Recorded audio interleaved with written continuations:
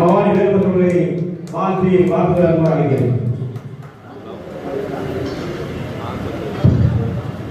சீரோடும் சிறப்போடும் நடைபெற்றிருக்கின்ற போலித்தேவர் மக்கள் முன்னேற்ற கழகத்தினுடைய நிறுவன தலைவர் என் பாசமிகு சகோதரன் பவானி வேலுமணி அவருடைய இந்திய பிறந்தநாள் விழாவிலே வாழ்த்துவதற்கு எனக்கு வாய்ப்பை கொடுத்த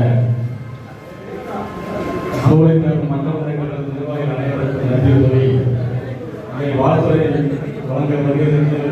வாழ்க்கை அமர்ந்திருக்கின்ற என் ஆர்வ சகோதரன் புகழ்ராஜ் அவர்களே, இளம் தொழிலதிபர் என் அருமை மருமகன் சீனிப்பாண்டியன் அவர்களே, எங்களோடு சமூகம் கடந்து எங்கே என்ன பிரச்சனை என்றாலும் கூட என்னோடு தோளோடு தோன்றிருக்கின்ற புரட்சி பாரத கட்சியினுடைய நெல்லை மாவட்ட செயலாளர் அருமை சகோதரர் நெல்சன் அவர்களே, வியாபாரி சங்கத்தினுடைய நெல்லை மாவட்ட பொறுப்பாளர் கணக்காளர் பிராங்கிக் அவர்களே, இங்கே வருகின்ற மற்றும் அனைவரும் வருகிறவர்களை வரவேற்று போலித்தேவர் மக்கள் முன்னேற்ற கழகம் இன்றைக்கு ஒரு 108 ஆம்புலன்ஸ் போன்றது. எங்கே இந்த சமூக மக்கள் பாதிக்கப்படுகிறார்களோ, எங்கே இங்க பிற்படுத்தப்பட்ட மக்கள் பாதிக்கப்படுகிறார்களோ, எங்கே இந்த சமூக தமிழ் மக்களுக்கு தமிழர்களுக்கு எங்கெல்லாம் பிரச்சனை வருகின்றதோ அங்கெல்லாம் முதல் ஆளாக இருக்கக்கூடிய ஒரே தலைவர் நெல்லை மாவட்டத்தில் இருந்து வாழ்ந்து கொண்டிருக்கிறார்கள் என்று சொன்னால் பவானி வேலுமணி மட்டும்தான்.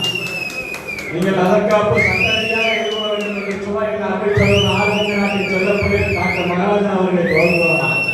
இங்கே சமூகத்தை சொல்லி பிழைப்பு நடத்துவதற்காக எண்ணற்ற தலைவர்கள் இருந்த போதிலும் நெல்லை மாவட்டத்தில் இன்றைக்கு வருகிற பலம் வந்து கொண்டிருக்கின்ற 2 தலைவர்கள் நீங்கள் கவனமாக சிந்திக்க வேண்டும். ஒரு ஊரில் ஒரு பிரச்சனை நடக்கின்றது, எந்த சமூக மக்களுக்கு பிரச்சனை என்றாலும் சரி அதை சமாதானமாக பேசி முடிக்கக்கூடிய வல்லமை பெற்ற தலைவர்கள் தான் இன்றைக்கு இந்த மேடையை அமர்ந்து கொண்டிருக்கின்றார்கள்.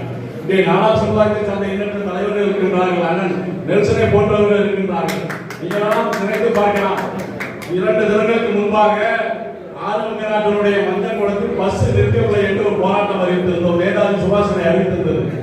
அதில் முதல் ஆளாக நின்று கடைசி வரைக்கும் போராட்டத்தை கடந்து கொண்டு இன்றைக்கு அந்த பஸ்களை எல்லாம் நிறுத்துவதற்கு மஞ்சள் குளத்தில் மாணவர்களை தவிர யாரும் கிடையாது.